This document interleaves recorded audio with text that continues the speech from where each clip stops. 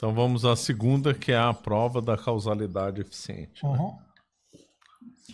Uhum. Uma coisa que a primeira também não deixa de ser causalidade eficiente, tá? Se eu movo o copo, eu sou uma causa eficiente da moção do corpo. Mas ele está pensando nessas causas eficientes na segunda via, sobretudo da geração. Tá certo? Da geração. Ora, para que nasça um novo animal, é preciso que haja o concurso do sêmen, da semente e do óvulo, do ovo, tá certo? E assim vamos, nós vemos que nada se faz a si mesmo. Só um homem complicado como aquele Stephen Hawking, se lembra dele? Stephen, físico, que tinha problemas, né? Esclerose lateral amiotrófica. Teórico de buraco negro, outras coisas. Ele né? afirmou uma coisa impressionante, que o mundo, os católicos têm sim razão, o mundo veio de nada, mas só que veio por si mesmo. Entre isso e um desenho animado de Walt Disney, não há muita diferença, né? Você imagina o nada puxando-se a si mesmo para ser algo. Então... Como é que uma pessoa tão inteligente faz um raciocínio desse? Pois é. Alguém disse, certa feita, que ele era mais doente da alma que do corpo, porque realmente havia ali uma pertinácia no ateísmo, que não é possível que um homem inteligente não...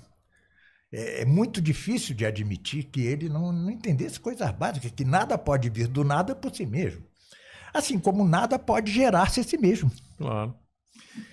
Mas hoje o mundo está tão louco, aliás, que um famoso filósofo, tão gabado nos meios mais conservadores brasileiros, como Louis Lavelle, diz que Deus é causa sui. Deus é causa de si. Impossível. Nada pode ser causa de si. Deus é incausado.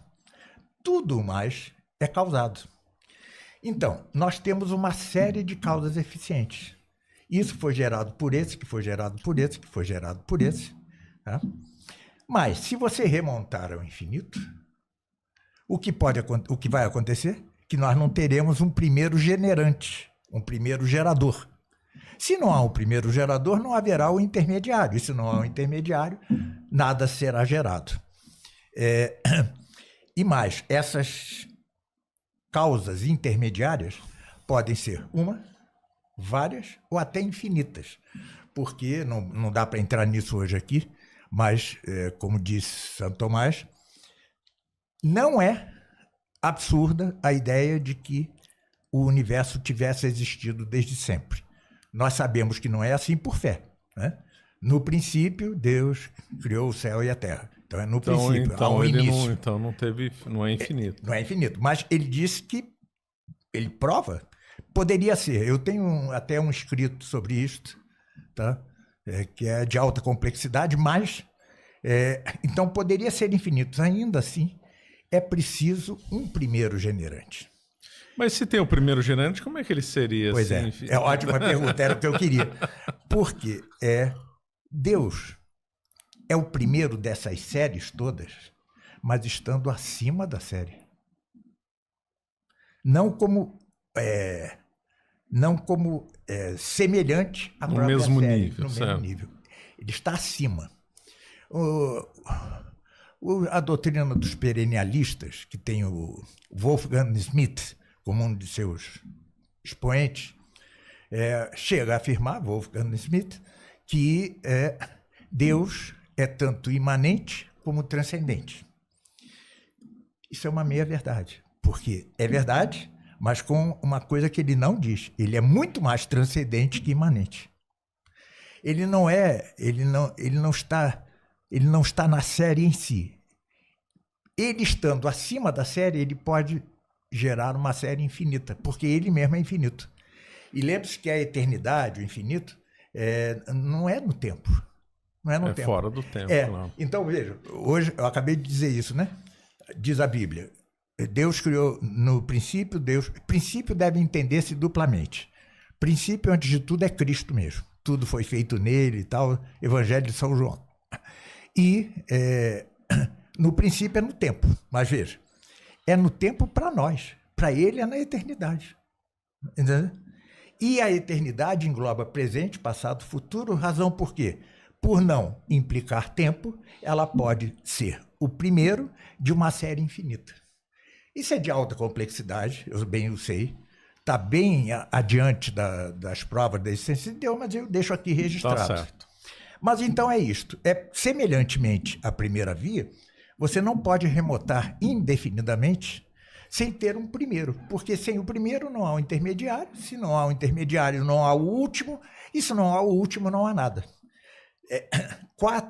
3, a terceira também vai nessa linha, 3 das 5 vias são nesse sentido. Se não há um primeiro, não, segundo. Esse não é o há que você último. fala, causa das causas não causadas, né? Exatamente. Causa, causaram, causa das causas, incausada. Exatamente. Aliás, Santo Agostinho dizia que Cícero, o orador romano, se tinha salvado porque na hora da morte parece que disse causa causaram miserere mei. Eu também ouvi essa história, não é verdade? Eu não, É verdade, é não, verdade. que Santo Agostinho disse. Diz sim, agora não se sabe se realmente Isso Cícero não se fez. sabe. Ele teria dito também, morra eu na pátria que tantas vezes salvei, e terminou com isso, deu o pescoço, cortaram-lhe a cabeça. Mas é interessante. Bom. Muito bom. Agora a contingência, então. Contingência. Eu não gosto de chamar contingência. Ele chama dos possibilia, ou seja, dos possíveis. Esta prova é ao mesmo tempo, para mim, pelo menos a mim, quando saí do ateísmo e tal, foi a que mais me pegou. Foi essa? Foi essa. Mas é preciso entendê-la perfeitamente. Por quê? O que ele diz é o seguinte, nós vemos que há coisas que um dia não foram, não existiram, e um dia deixam de existir, tá certo? E é tudo que nós vemos, assim. Não há nada, nós mesmos, né? Nossa. Só a nossa alma, mas nós não estamos na alma ainda. Ainda estamos pelo que é captável pelos sentidos. Bom, nada do que deixa de existir pode ter deixado de não ser um dia, tá certo? De não ter existido. Ora, se tudo quanto existisse um dia não foi, é porque nada foi, nada existiu. O que é evidentemente absurdo, porque nós vemos que algo existe. Coisa existe, lógico. Não é isso? Então, é preciso que haja algum ente que não seja possível, senão que seja necessário. Mas aí o necessário pode ser necessário quanto ao fim. Por exemplo, a nossa alma. A nossa alma não foi, mas nunca deixará de ser. Né? Nossa alma é eterna. É eterna, nunca vai morrer. Tá? Mas veja, ele não está tratando ainda das coisas espirituais, ele está tratando das coisas materiais. Então, é preciso que haja algum ente que não seja só possível, senão que seja necessário. E seja a causa dos entes possíveis. Tá certo? E, no entanto, se este ente necessário tiver sua necessidade causada por outro, nós acabamos remontando ao infinito. Infinito de novo. Então é preciso parar em alguém que seja necessário e que seja incausado, que não tenha causa. E este é Deus. Essa é simples, me parece a mais cabal. É assim que eu a entendo. Eu resumi, enxuguei, para ficar claro. Mas muitos interpretam que há ali uma escala. Os entes possíveis, tá? Os cães, que nascem e morrem. Os entes que não fenecem, mas que são gerados. A alma, por exemplo. A alma, por exemplo. E, finalmente, Deus, que é ingerado e não perece. Bom, mas então, pergunte-se, se é assim, não pode ser a alma nem os anjos, porque ele não está tratando ainda das coisas espirituais. Então, só pode ser uma coisa. Que coisa é essa? Os astros. Que para eles foram criados, que para Santo Tomás foram criados e eram imperecíveis. Tá certo? Imperecível por uma razão complexa que não vem ao caso aqui. Bom, eu não acho que seja isso. Mas, se o for, você tem duas saídas. Ou pular tranquilamente para Deus sem o menor problema. Você não precisa. Você precisa de algum, a palavra algum está em latim, tá? Algum que seja a causa dos entes possíveis. Ótimo, é Deus, tá certo? Você não precisa passar por uma escala intermediária.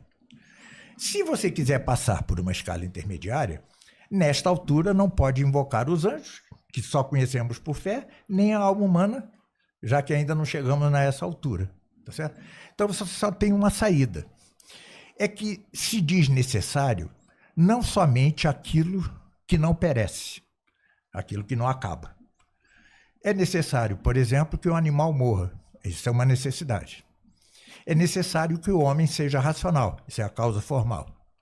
E é necessário, quanto ao fim ex suppositione, por exemplo, que o oxigênio exista para que haja vida na Terra. Tá certo? Então você pode colocar isso, olha. São coisas necessárias. É um ente necessário ex suppositione com relação ao fim. Qual é o fim? A vida na Terra. Então, ele é necessário para isso. Mas a causa dessa necessidade, o oxigênio não se dá a si mesmo, senão que recebe de outro. Como não podemos remontar ao infinito, temos que parar em um que seja absolutamente necessário, incausado, tá? Que não tenha necessidade de causa alheia. Essa é a prova. Perfeito. E essa é a correção. Eu fiz em livro essa correção, tá? Porque o editor da Loyola, que lançou a Suma Teológica, Loyola, é o Frei Josafá, disse que não, que eram os anjos. Não pode ser os anjos. Não pode ser os anjos, porque os anjos não entram nessa consideração. Estamos longe dos anjos na Suma Teológica. Como eu disse, a Suma Teológica é um sorites, né? A conclusão de uma questão passa a premissa da outra questão e assim sucessivamente. Então, é preciso ordem. Como dizia Aristóteles, o próprio do sábio é ordenar, né? Você tem de ordenar. E aí, se não tivesse, se fosse o anjo, estaria desordenado. Desordenado completamente, coisa de que é incapaz, Santo Tomás, né? Ele tinha esses erros, porque ele acreditava nos corpos incorruptíveis, celestes e tal, mas era um erro de todo mundo. Todo mundo acreditava nisso. Todo mundo errou nisso. Todo mundo errou.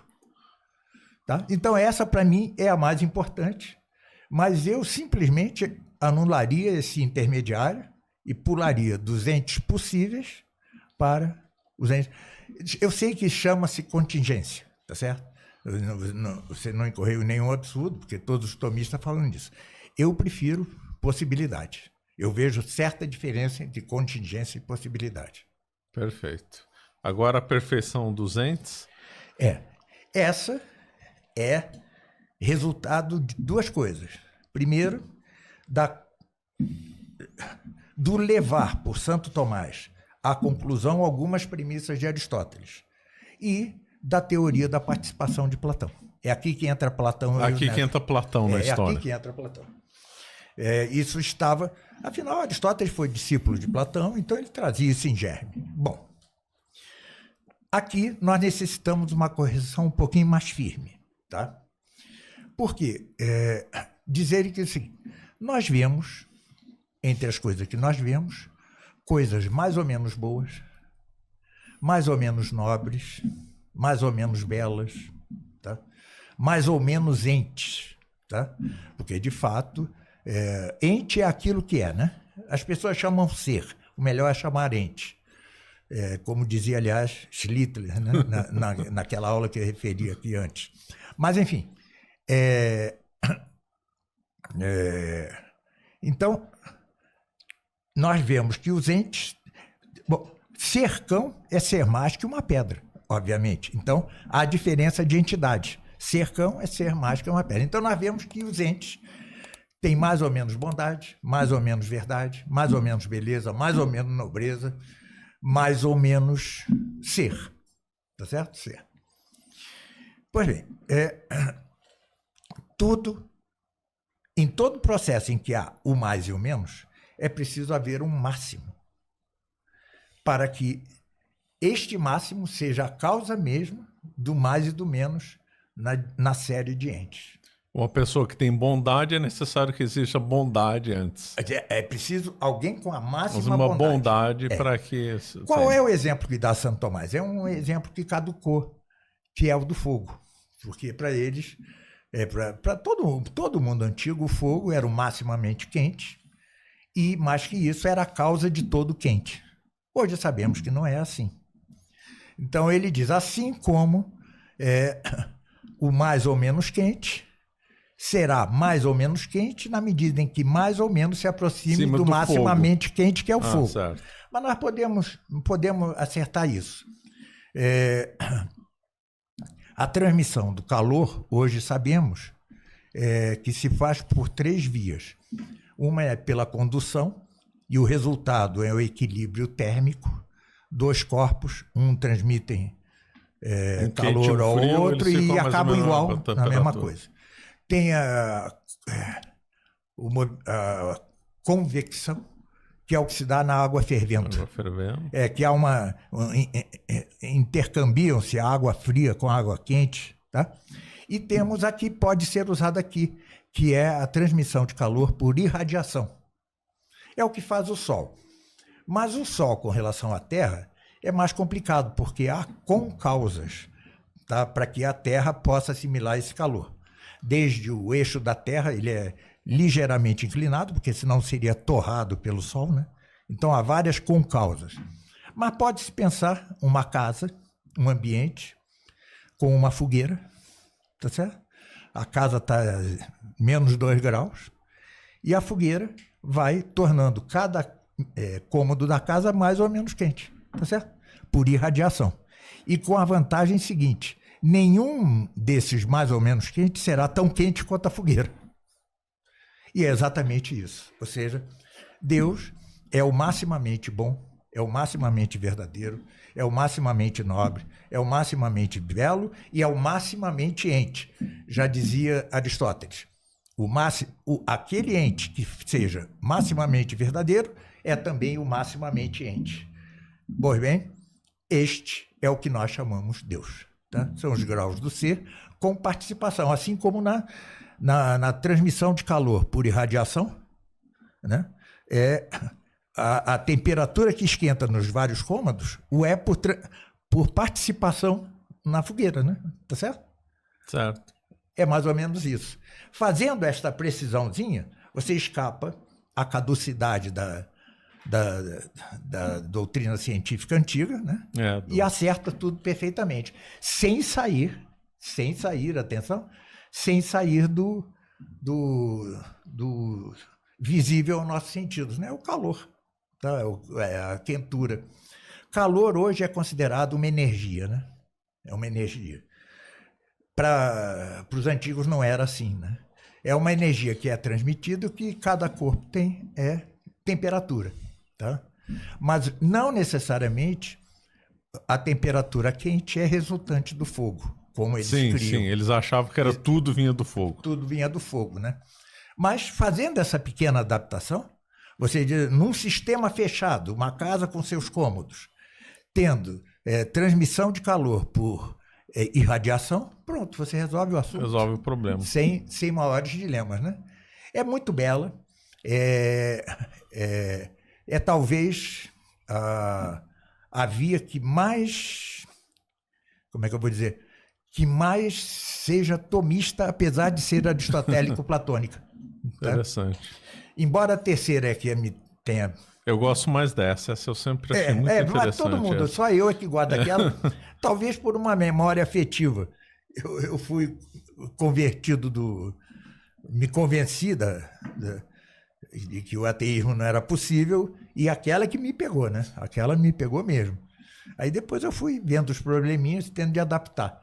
Mas essa é belíssima, é de uma beleza. Essa é muito bonita. É muito bom. E assim, Santo Tomás, como eu digo, é uma síntese. Como dizia Garrigou Lagrange, a síntese tomista. Mas é uma síntese muito superior às partes que a constituem. Muito superior, mas muito. Né? Vai além de Aristóteles, assim, né? Corrige Platão. Ele não negava nada, mas ele sempre consertava as coisas, né? Então, por isso é que ele podia adaptar, pegar tudo. Mas também, quando ele ficava zangado, ele rompia. Né? Ele ficou zangado com os averroístas latinos, porque ameaçavam a fé. Né? Então, ele, no livro da Unidade do Intelecto contra os Averroístas, ele deixa de chamar a Averroes o comentador para chamar o corruptor. E estava furioso porque estava ameaçando a fé. Né? Quando ameaçava a fé, é um santo. Né? É um santo. Aí ele chama o Siger de Brabant, que era o seu opositor, diz, em vez de falar com esses jovenzinhos aí que não conhecem nada na faculdade, vem discutir comigo. Chamou para briga, né? Esse era Santo Tomás. Santo Tomás era santinho, assim, pacífico, mas ele também sabia ser irônico. No opúsculo da Eternidade do Mundo contra Murmurantes, ele lança farpas irônicas, de uma ironia finíssima, contra São Pedro Damião, contra o contemporâneo dele, São Boaventura. Até contra São Boaventura. Sim, João Peca, contemporâneo dele, ele lança umas ironiazinhas assim. Vai ver que era isso que depois, nas atas de canonização, o Frei Reginaldo de Piperno, que era o sócios frater dele, né? Morava na mesma cela, era filho espiritual dele, era copista.